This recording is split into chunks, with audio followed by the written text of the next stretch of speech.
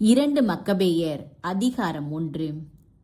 எகிப்திய யூதர்களுக்கு விடுத்த மடல்கள். முதல் மடல்.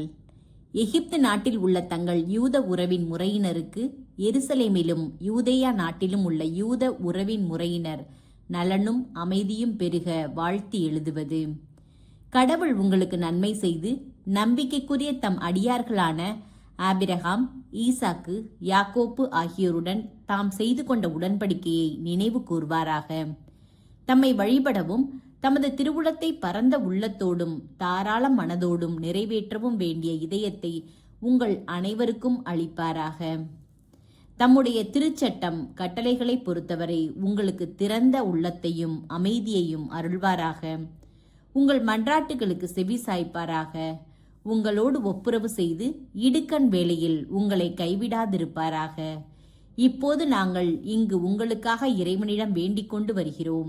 தெமேத்திரி மன்னனது ஆட்சியில் 169ஆம் ஆண்டில் யாசோனும் அவனுடைய தோழர்களும் தூய நாட்டுக்கும் அதன் ஆட்சிக்கும் எதிராக துரோகம் செய்து கோயில் வாயிலை தீக்கிரையாக்கி மாசற்ற குருதியை சிந்திய காலத்துக்கு பின் எங்களுக்கு ஏற்பட்ட இன்னல் இடையூறுகளின் போது நாங்கள் உங்களுக்கு எழுதினோம், ஆண்டவரிடம் மன்றாடினோம்.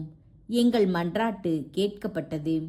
நாங்கள் பலியும் உணவு படையலும் ஒப்புக்கொடுத்தோம், விளக்கேற்றினோம், அப்பம் படைத்தோம்.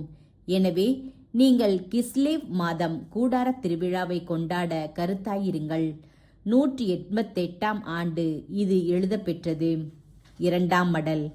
தாலமி மன்னரின் ஆசிரியரும் திருப்பொழிவு பெற்ற குருக்கள் வழிமரபில் தோன்றியவருமான அரிஸ்தோபுல்லுக்கும் எகிப்தில் உள்ள யூதர்களுக்கும் எருசலேம் மக்களுக்கும் யூதாவின் குடிகளும் ஆட்சி குழுவினரும் யூதாவும் நலம் பெற வாழ்த்தி எழுதுவது. மன்னருக்கு எதிராக எம் பக்கம் நின்று பேரிடர்களில் இருந்து எங்களை காப்பாற்றிய கடவுளுக்கு பெரிதும் நன்றி நவில்கிறோம். ஏனெனில் அவர் திருநகருக்கு எதிராக போரிட்டவர்களை விரட்டியடித்தார். வெள்ளர் கரியதாய் தோன்றிய தம் படையோடு அந்தியோக்கு பாரசீகத்தில் நுழைந்தபோது நாணையா எனும் தேவதையின் அர்ச்சகர்கள் சூழ்ச்சி செய்து கோவிலிலேயே அவர்களை வெட்டி வீழ்த்தினார்கள். அந்தியோக்கு அத்தேவதையை மணமுடிக்கும் பாவனையில் கோவிலின் திரளான செல்வத்தை சீர்வரிசையாக பெறுவதற்காக தம் நண்பர்களோடு அங்கு சென்றார். நாணையாவின் அர்ச்சகர்கள் செல்வத்தை வெளியே எடுத்து வைத்த பொழுது அந்தியோக்கு தன் நண்பர்கள் சிலரோடு கோவில் முற்றத்தினுள் நுழைந்தார். அவர் நுழைந்ததும் அர்ச்சகர்கள் கோவிலை அடைத்தார்கள். மேல்தட்டில் மறைவாக இருந்த கதவை திறந்து கற்களை எறிந்து மன்னரை தாக்கினார்கள். அவரையும் அவருடைய ஆள்களையும் துண்டு துண்டாக்கி தலைகளையும் வெட்டி வெளியே நின்று கொண்டிருந்தவர்கள் முன் வீசி எறிந்தார்கள்.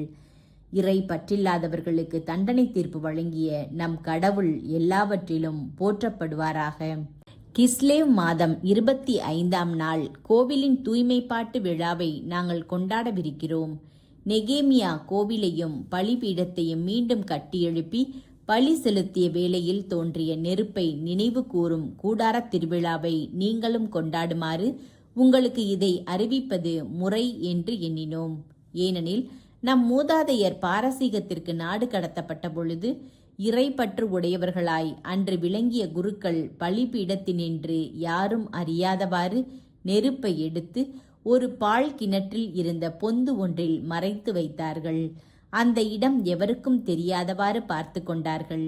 பல ஆண்டுகள் கடந்த பின் கடவுள் விரும்பிய பொழுது பாரசீக மன்னரின் ஆணையோடு நெகேமியா நெருப்பை ஒளித்து வைத்திருந்த குருக்களின் வழிமரபினரை அதை கொணரும்படி அனுப்பினார். அவர்கள் நெருப்புக்கு பதிலாக ஒரு கெட்டியான நீர்மத்தையே கண்டதாக எங்களுக்கு அறிவித்தார்கள். அப்பொழுது அதை எடுத்து வருமாறு அவர் கட்டளையிட்டார். விறகின் மேல் பழிப்பொருள்கள் வைக்கப்படவே அவற்றின் மீது அந்நீர்மத்தை தெளிக்கும்படி நெகேமியா குருக்களுக்கு கட்டளையிட்டார்.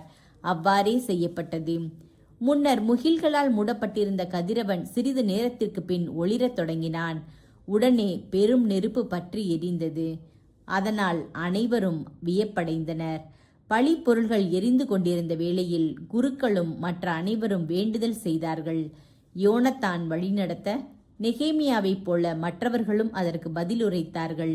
அவ்வேண்டல் பின்வருமாறு: ஆண்டவரே, கடவுளாகிய ஆண்டவரே, அனைத்தையும் படைத்தவரே, நீர் அச்சத்துக்குரியவர், வல்லவர், நீதியுள்ளவர், இரக்கமுடையவர். நீர் ஒருவரே அரசர், அருள் கூறுபவர். நீர் ஒருவரே வாரி வழங்குபவர், நீதியுள்ளவர், எல்லாம் வல்லவர், என்றும் உள்ளவர். நீரே இஸ்ரவேலை எல்லா தீமைகளினின்றும் விடுவிப்பவர். எங்கள் மூதாதையரை தெரிந்தெடுத்து உமக்கென்று உரியதாக்கி கொண்டவரும் நீரே. உம் மக்களான இஸ்ரவேலர் அனைவரின் பெயராலும் இப்பழியை ஏற்றுக்கொள்ளும். உமது பங்கை பாதுகாத்து உமக்கென்று உரியதாக்கி கொள்ளும். சிதறி கிடக்கும் எங்கள் மக்களை ஒன்று சேரும். பிற இனத்தார் நடுவே அடிமைகளாய் இருப்பவர்களுக்கு விடுதலை வழங்கும்.